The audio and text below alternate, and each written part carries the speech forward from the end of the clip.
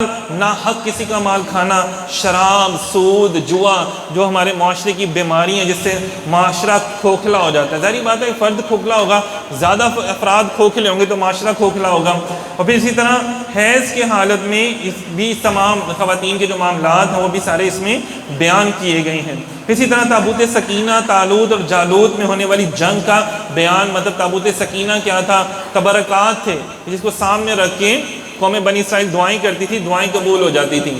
اندازہ کر لیں کہ تبرکات کو سامنے رکھ کے دعا کرنا، دعا قبول ہوتی ہے۔ تو اگر آج ہمارے سامنے مدینہ پاک ہو، آج ہمارے سامنے داتا حضور کا روضہ اقدس ہو، تو وہاں پہ کھڑے ہو کے اگر ہم دعا مانگے تو ہماری دعائیں کیوں نہیں قبول ہوں گی؟ تو یہ دعا مانگنے کے آداب، یہ سلیقہ، یہ ہمیں اللہ تعالیٰ نے سورہ بقرہ میں بتایا، تو ہمیں کسی سے پوچھنے کی کیا ضرورت ہے؟ جو آج ہمیں لوگ کہتے ہیں تو یہ اللہ کی نشانیاں ہیں۔ تابوت سکینہ اللہ کی نشانیاں تھی نا، نشانیاں تھیں اس میں۔ اسی طرح مساجد، مزارات، اولیاء کرام، انبیاء کرام، یہ سب اللہ کی نشانیاں ہیں۔ تفصیلاً اس میں ذکر کیا گیا۔ پھر مردوں کو زندہ کرنے کے ثبوت پر حضرت عزیر علیہ السلام کی وفات کا ذکر جو اس میں کیا گیا، کیسے حضرت عزیر علیہ السلام اتنے 100 سال تک سوئے رہے، جب اٹھے تو سیم وہی عمر تھی، 100 سال بعد بھی اتنی عمر میں تھے، لیکن ان کا گدھا تھا جو سواری تھی وہ جناب اسی ہڈیاں بھی اور گوشت بھی سب کچھ گل سڑ چکا ہوا تھا۔ وہ یہ سارے معاملات بیان کیے گئے۔ پھر مردوں کو زندہ کرنے کے ثبوت کے والے، پھر حضرت ابراہیم علیہ السلام کو 4 پرندوں کے ذریعے مردوں کو زندہ کرنے پر اللہ تعالیٰ کی قدرت کا نظارہ کروانے کا واقعہ بھی بیان کیا گیا کہ کیسے حضرت ابراہیم علیہ السلام نے 4 پرندوں کو اللہ تعالیٰ نے فرمایا، انہوں نے کہا نا کہ اللہ میں چاہتا ہوں میرا دل مطمئن ہو جائے، میں مرنے کے بعد زندہ ہونے کا عمل دیکھنا چاہتا ہوں۔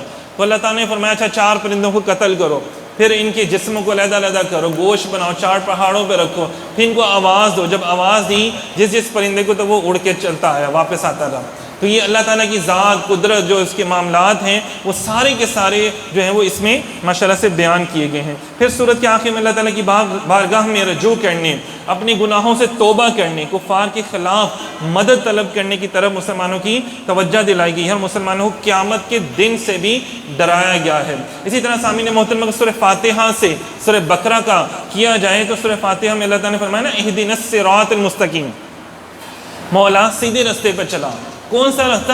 انعمت علیہم، انعام یافتہ لوگوں والا رستہ مولا مجھے دکھا، اور کن لوگوں سے مجھے دور کر دے؟ غیر المغضوب علیہم ولا الضالین، مطلب اپنے نیک لوگوں پر جن پر تیرا انعام ہوا ان کے قریب کر دے تاکہ میں ان کے پاس بیٹھوں اور ان کے جیسے اعمال کروں، اور مجھے یہود و نصارہ سے، ایسے لوگوں سے دور کر دے جو تیرے احکامات کی پیروی نہیں کرتے بلکہ انکار کرتے ہیں، منکر ہیں، کفار ہیں، ان سے مجھے دور کر دے۔ تو یہ ساری چیزیں اس میں بیان کی گئی ہیں۔ اہدنا الصراط المستقیم، صراط الذین انعمت علیہم، یہ ساری چیزیں نا، یہ دعائیں ہیں نا ساری کی ساری۔ تو آگے سورہ بقرہ میں اس کی پوری تفصیل بیان کر دی۔